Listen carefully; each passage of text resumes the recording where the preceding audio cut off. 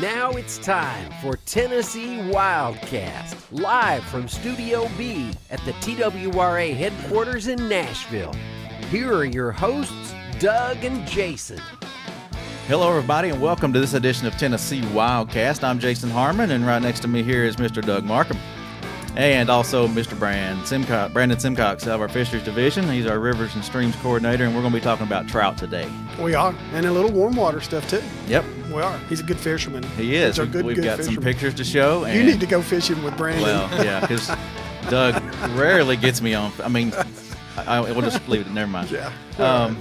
But yeah, it's going to be a great show talking trout, and we're live on Facebook. It's wintertime again. Yeah, it's wintertime. Winter trout stocking is going to be coming around. But if you're on Facebook and you want to comment or ask questions or watch us, you can do all that right there on Facebook. Yeah.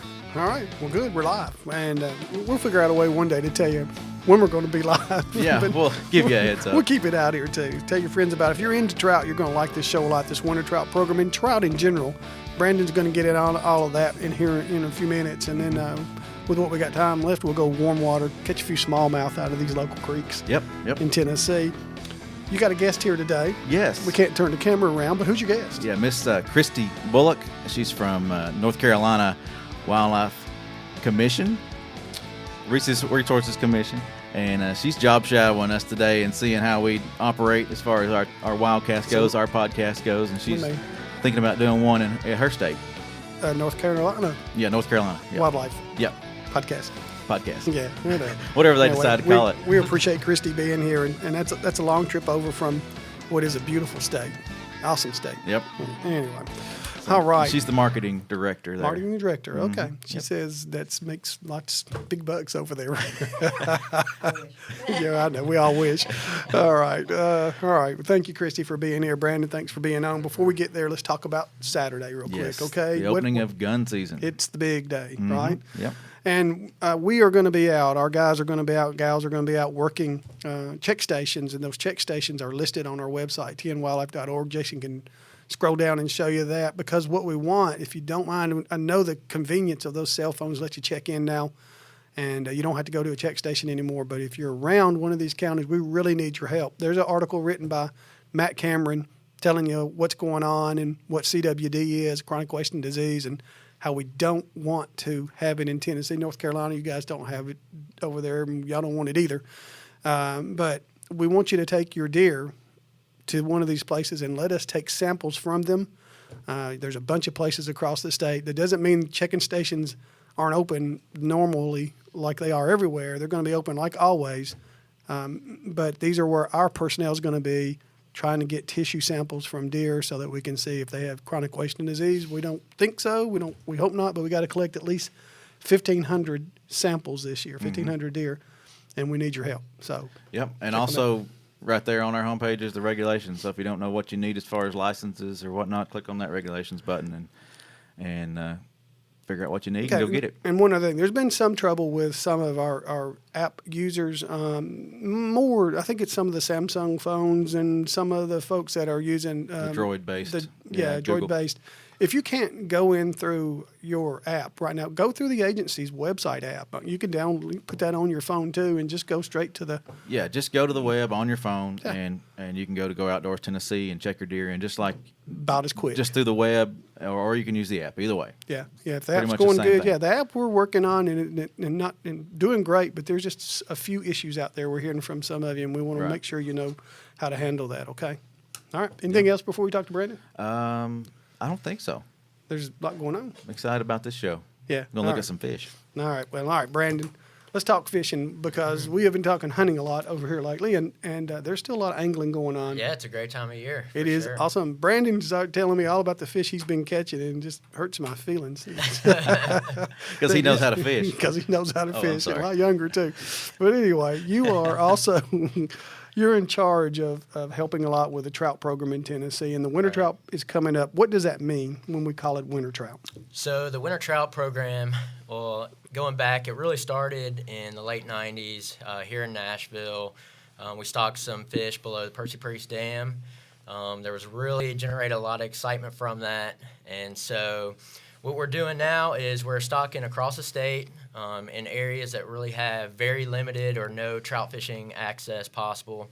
So in the wintertime, when water temperatures drop, we're able to put fish out, trout out, and are able to survive and there for anglers to utilize. Seemed like when it first came out, we sort of called it the urban program or something like that, and it's really, that's not exactly right. What it is, though, is you are putting it in areas where a little closer to where there are a lot of folks and where they're not normally, where these fish normally couldn't go. Right, and they're generally in areas that have really good access. They really are. Good point. They're urban. They're very family friendly.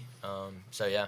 And again, the waters gets cold, so they can live there. There's a cold water species, so they can live there for a while. But we want people to take a limit because come summer they're not going to make it. They're not going to make it. No. Yeah. And what we've seen from some of the creel surveys that have been done is most of those fish that are put in, they are utilized by anglers. So. Okay. And if somebody wants to see when the program starts and where these fish are going to be stocked, what do they do? Yeah, you can go onto the website under the streams and rivers on tnwildlife.org, and we have the schedule up there right now. There is possibilities that it will change. That's due to maybe inclement weather, things like that, but the dates that are on there are the scheduled stocking dates, so the truck will be there that day. And it has happened through the years where it's too cold, something happens, truck freezes over, too much ice on the ramps, whatever it happens to be, but you're really good about rescheduling and showing where it's been rescheduled. Right, yeah. If anything happens, we'll update it as soon as we can. We'll put it right up there on the website. And so, check it. When you're about to get ready to go out, check it, make sure it's getting stocked that day, and head on out. That's a lot of waters. You're showing it right now, and November 28th.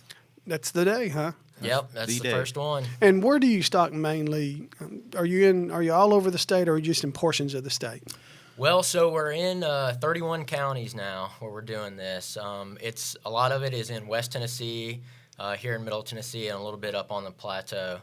We've got about 42 different stocking locations that we're doing for the winter trout program. Okay, and why don't you go more east? Why aren't you over in East Tennessee with the winter trout? Well, those opportunities for trout angling are pretty readily accessible over that way. So, this program is really an opportunity to expand those trout fishing opportunities outside of those areas where people aren't having to drive all the way from Memphis all the way up to the Smokies and all that. The Tennessee River system's not ideal for trout during the most of the time of year where East Tennessee has all those cold bodies of water. Right. All right, good deal. So even if there's not winter trout in East Tennessee, there's plenty of trout in East Tennessee. Oh, right, yeah, no problem in catching them.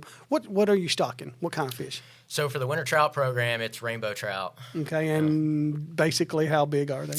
So they'll average about 10 inches. Part of the winter trout program, we do provide bonus fish, and so one or two fish up to 4 or 5 pounds will be thrown in at each one of those stockings. So there's a real good chance of catching a good one. I know y'all had a show earlier in the year, last year, where a gentleman came in and he caught a monster out of the Harpeth Franklin. River. Yeah, it was awesome watching him catch that. It's a great video. Yeah, it's fun. It's still out there somewhere, and we're going to get to albino trout. I want to talk about those in a minute, what the agency's doing. We got a little clip of video of that, too, to show. Yeah. So when we get there, let me know. Okay. You can go ahead and start putting it up there here in a second. Okay. Give me about 30 seconds to work on this right here because I might try to find me a place to go. All right. So out there on our site are you've named everywhere, all the streams that are available. If you don't know how to get to those streams, what's the best way to find them? So we do. We have a map. It's also on that same page there. It's our stocking map. You can click on that, pull it up, and each of the stockings it'll be a little bullet point there. They're color-coded for each of the different programs that we have. And so, you can click right on that. There's you can get directions right to it. It's kind of like a Google Earth kind of Google Maps. And so, how easy can you get? I mean, it's right there. Yeah, you fish for them some yourself, Oh, right? for sure, yeah. You just love to fish all the time. You said bonus fish. I want to make sure folks understand what that means. You're talking about it's a larger fish among the smaller fish. It doesn't mean you can keep an extra pasture limit, right? Right. No. Yeah. It's a 7-fish limit. No size limit on them. The bonus fish it's just it's 1 or 2 fish that we throw into each of the stockings to provide a kind of a very unique, exciting opportunity to catch. And like I said, this year with the picture up. We've got the albino trout going in this year. So, what is an albino trout? So that is a rainbow trout. Those fish actually came from Dale Hollow. They get their eggs. Dale Hollow National Hatchery? National Fish Hatchery, yeah. Okay. Those eggs actually came from Ennis National Fish Hatchery in outside of Bozeman, Montana. Oh, wow. And so they're beautiful. Yeah, they are. Yeah. And so they get those fish as mainly a display fish there at Dale Hollow National Fish Hatchery. Well, they received quite a big allotment of eggs this year, more than they requested, and so they had some additional fish. And so they approached us and some of our guys, and they came up with the idea of trying to put them out, in the winter trout stockings to give people an opportunity to catch them. And they're an awesome. Like I said, they're a rainbow trout. What it is you take a male albino, a female albino that have a homozygous, a recessive gene, and all their offspring show up as our albino trout. So, okay. Yeah. Can you help Doug out with those terms? Yeah.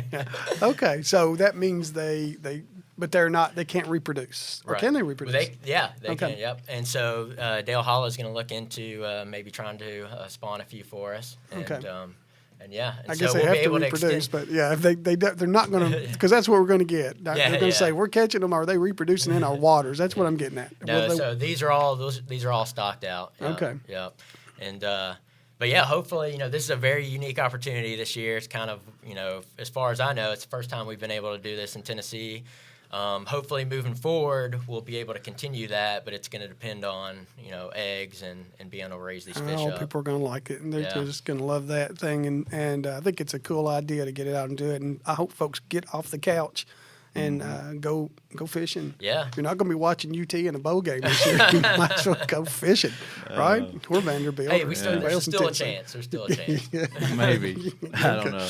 All right. Well, maybe. All right. All right, so this is going to go on from when to when? So it's starting here November 28th, and it'll go through into March. That's a long time. It is, yep. And a lot of the areas will get stocked at least twice. Some of them will, get 4 or 5 stockings. It really just depends. And, West Tennessee will get cranked up a little bit in December.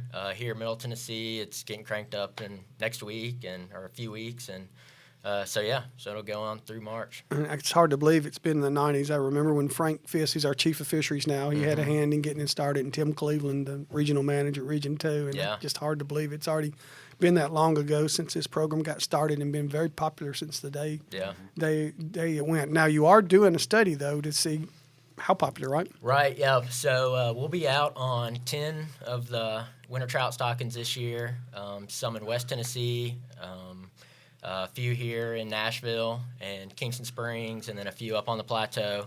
And we'll be interviewing anglers, looking at catch rates, seeing how everybody's doing, if they're having a good time out there, just kind of try to get an idea of all what's going on at each of the stockings so we can kind of adjust some of our management strategies to make fishing even better out there for them. There's a lot of option here, too. I've gone to a lot of the stockings, and it's stocked by Dale Hollow National Hatchery and then by Flintville Hatchery. A lot of work done there. Tellico Hatchery does a lot of work, and you might name some more. I don't want to leave anybody out.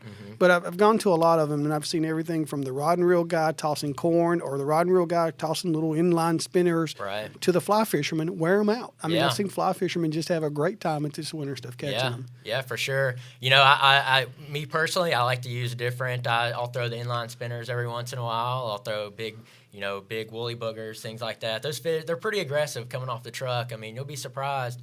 They drop the tube in, they slide the fish in, and I mean, there's guys standing there, and you're catching fish almost right away. I've seen them almost as they came down the tube catch them. But every now and then, you know more about it than I do, Brandon. But every now and then there'll be those days where they don't start right away. Yeah, that's true. But when they start, watch out. Yeah. So, and they come from a long way. So, sometimes that truck has to go a couple hours of travel before they get to where they're going. Yeah, for sure. So it might make a difference. There's some great videos on Facebook and YouTube of past releases and people having a good time catching them. So check out our YouTube page and check out our Facebook. And if you scroll down from where we are right now, you'll see that albino video that Barry Cross put together too. He went to the hatchery and did a lot of work, and it's a great video about those albinos. And you don't have to go too far down the page to find that. So here we go. It's another year, Brandon. What time generally do these trout get delivered to a body of water? So it really depends. The trucks will make multiple stops throughout the day, but most of them are happening kind of, that early mid-afternoon is when they're getting out and actually being able to put in. We don't announce those stocking times, the actual time. We announce the day, but the trucks they'll have different routes for the day, and so it kind of just really varies. And the bodies of water vary too. I've seen you guys stock streams that you could almost jump across. And right. I've seen you small ponds up to lakes and bigger rivers or bigger streams. Right, yeah, we have, the Percy Priest tailwater right here. Mm-hmm. We have some about 90-acre lakes that we're putting them in to small half-acre municipal ponds. And it really varies. It's a lot of fun. Yeah. Takes them down. My friend Vernon Summer and I were below the dam here in Percy at Percy Priest. Mm-hmm. It's Stones River tailwater, right, and right. we were down there a couple of years ago, and we were actually trolling. Oh gosh, I bet we were 2 or 3 miles down from the stream, and we were catching trout down there. We were casting for a while, and then as we moved, we'd troll, and he was catching a bunch of them. So the point I'm making is these things do travel. They got enough time to move on. Yeah, when I first got here, the winter trout program was already over with. It was all finished up when I actually moved into my position, and I got a call from a guy catching a fish on the Harpeth 8 miles from the closest stocking there in Franklin.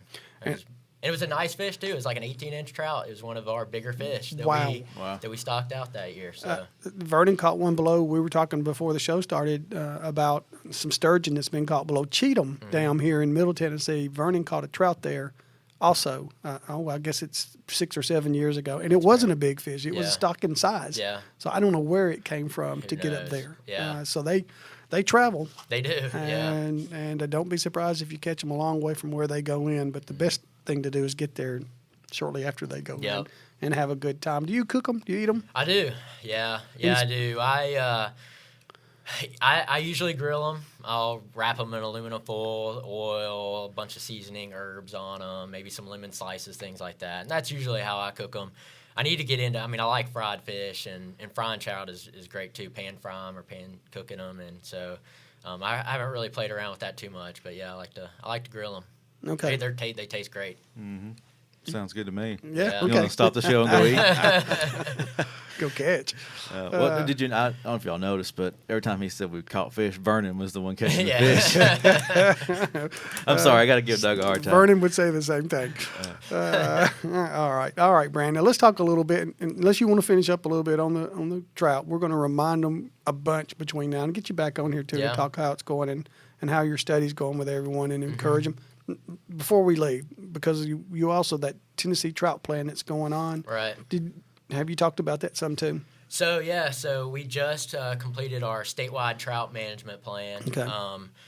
That really is kind of going to be our guiding foundation over the next 10 years to really set our management strategies moving forward. And so the plan is very broad, addressing broad issues like fishing access and biosecurity and our hatchery programs. It's not so much specific resource, river specific management, but kind of broader strategies that we need to explore moving forward as angler opinions and objectives change. We try to address those. No, don't just throw fish in there. Let's see how it's going. Exactly. And you said a word again that I asked in the break. And just for everybody out there, what does biosecurity mean when you're talking about trout? So that's something that as even with CWD, things like that in the wildlife side, on the trout side, that we have some things knocking on our door.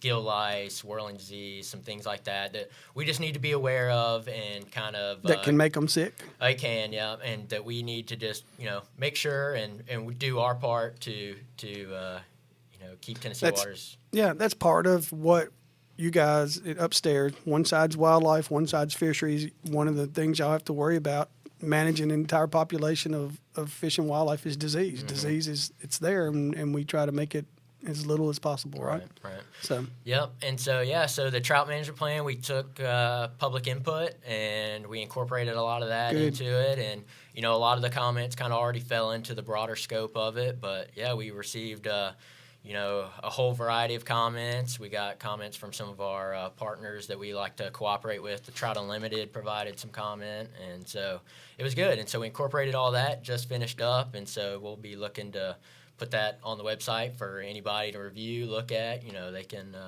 It should be up there sometime soon. We're a pretty serious trout state. We're not, other than the southern brookies over and way up in the mountains. That's our native trout. But but the brown trout and the brook trout and the albino and the lake trout and all that stuff are not native, correct? Right, correct. But they've been here so long now, they seem like they are. Yeah, they are. And a lot of them, a lot of the rainbow trout, brown trout up in East Tennessee are naturalized populations now. I mean, there are wild populations of rainbows and browns and all that. Naturally reproducing up there. Huh?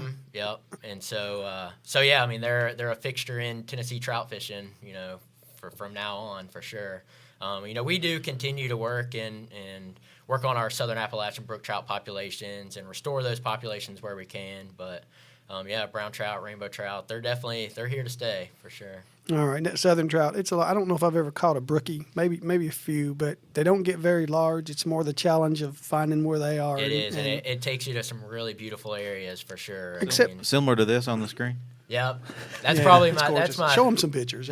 Yeah, that's my favorite wild trout stream right there. That's actually a stream that TWRA, along with a bunch of cooperators, restored to a southern Appalachian brook trout population. That was left prong of the Hampton Creek. Up in East Tennessee. Some beautiful country up in there. It is. It is. And is that a brookie? That is a brook trout I caught actually out of left prong.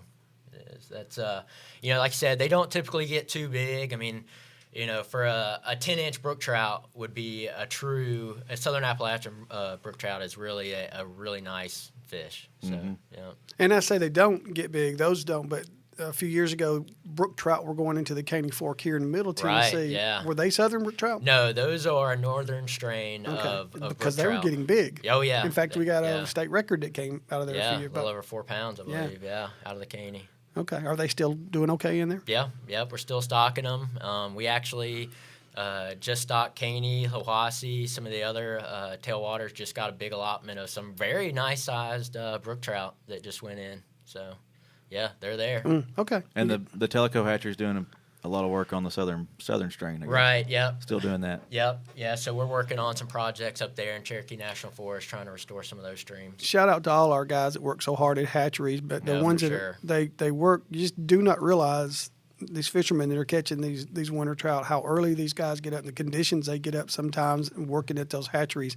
And it's so cold. I don't know how all their hands are arthritic by the time they get done with all that stuff, but. What are the hatcheries that produce and release trout for us in Tennessee? Okay, so we have so for the state hatcheries, we have the Flintville, we have Irwin, we have Tellico.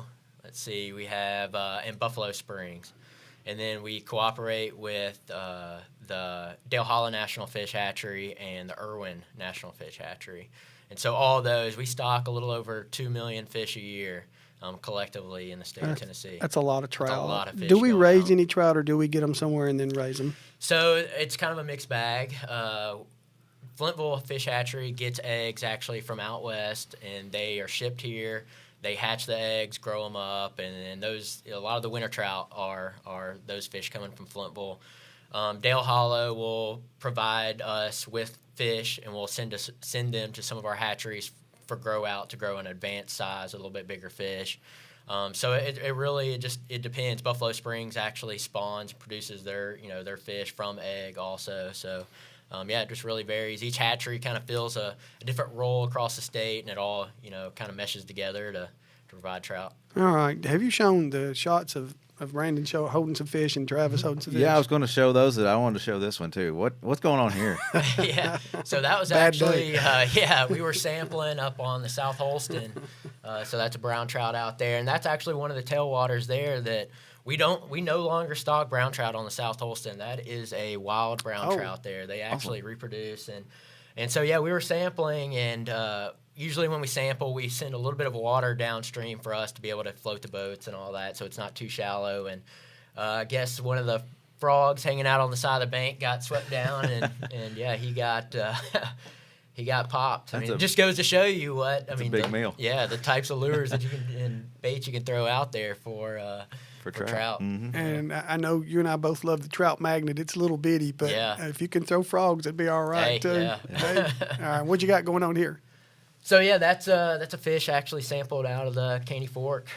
This past that was actually last year's sampling. What's that, about 28 inch fish? Yeah, I think that fish was a little over 10 pounds, and rainbow trout from the same. That's about same a 20-incher, 20 and a half. Yeah, yeah. I mean, there's some big fish in the Caney, and that was. So we actually went back out this September.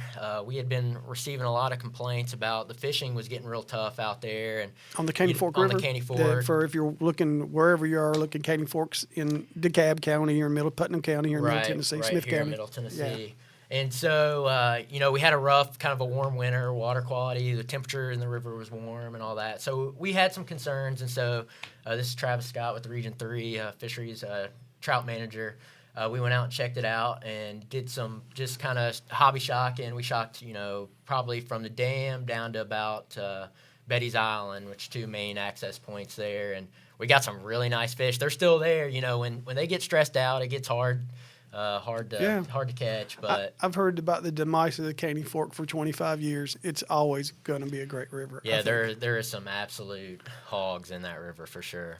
That's another same day. Same day. That's another really nice brown trout that we shocked up that day. So yeah. The Caney Fork River is I think it's like 28 miles long. It's a tailwater. It goes into. It's actually the way we're set up at TWA. It's in 2 different regions. Right. It's in Region 3 and Region 2. Does that change the way you manage stuff, or is it just no different? No different. No, actually, Region 3 are the streams managers over the Caney Fork. Okay. So they take care of that river. From yeah. tailwater on down. Mm-hmm. All right, yeah. Good deal. Well, they do a great job because it's full of fish and yeah, for sure. And they get big. I have some friends that used to catch the big browns at night. I don't know how. You know more than I do on that, Brandon, how difficult they are to catch during the day, but they seem to be a night fish. Yeah, for sure. And, I thought I had it figured out. I went and cast netted up some stone rollers out of the Caney, and I was like, oh, man, I'm going to go up to the dam. I'm going to dunk them around up there. And this was around the time that fishing was getting tough. And so I was like, if anything's going to bite, they're going to bite live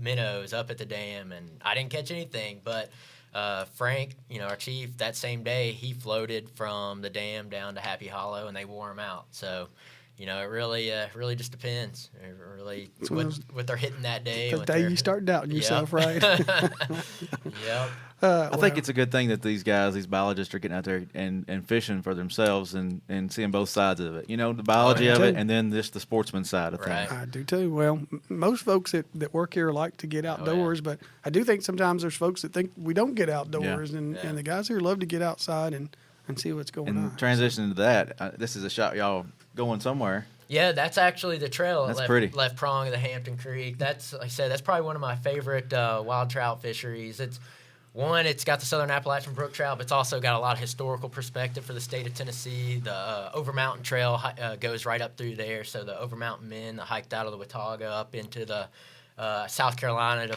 to have a battle with the British. Came right up through there. So it's a lot of historical. There's your history lesson for today. Yeah. So it's very cool. That's cool. So portions of that trail goes right through there. And that picture makes me think too. Make sure you got landowner permission when you're trying to access places like this that might be landlocked and things like that. Right. This is actually this for sure, but this right here is cooperatively managed with. So this is a public access all the way up through there. There is still some cattle grazing that go on. Like I said, it's cooperatively managed. So wouldn't be surprised if you show up there and there's cows walking around. But, but yeah, that's always great public access up there. And there's a couple more shots here. You fishing? Where'd you get this one? That's a trout. Not only a trout guy, but he likes it's warm water fishing. I mean, probably every weekend I'm out on the Harpeth for the most part. And Harpeth is here in Middle Right Tennessee. here in Nashville. I mean, 10 minutes from my house, and go and hop in the creek. And this was actually early fall this October when it's still warm. That's there in Kingston Springs and just doing a little wade fishing and. Same. That's another good. That's a smallmouth I caught on the Harpeth out of my kayak. I caught that one on live bait using stone rollers and that big spotted bass, which for me, that's the biggest spotted bass I've caught in the Harpeth. Usually I catch a lot of, little 10-inch, 11, 12-inch fish, and that one was just right a hair under 18. I was hoping I could get... That's a big spotted bass anywhere. Yeah, I was hoping I could get a tarp fit, a tarp certificate out of it, but I just missed it. No, wait a minute. For a creek, or river, you ought to be able to add a couple of inches to that. So, but I caught that spotted bass, just wacky rigging a little 4-inch worm. I mean, Fun. I like to finesse fish a lot. So you bring up a good point that, awesome. that the Harpeth River is 10 minutes from Nashville, and there's a creek that runs right through the middle of Nashville called Mill Creek. And then I think of the Pigeon River, or the Little Pigeon over in East Tennessee that runs right through all that. All that.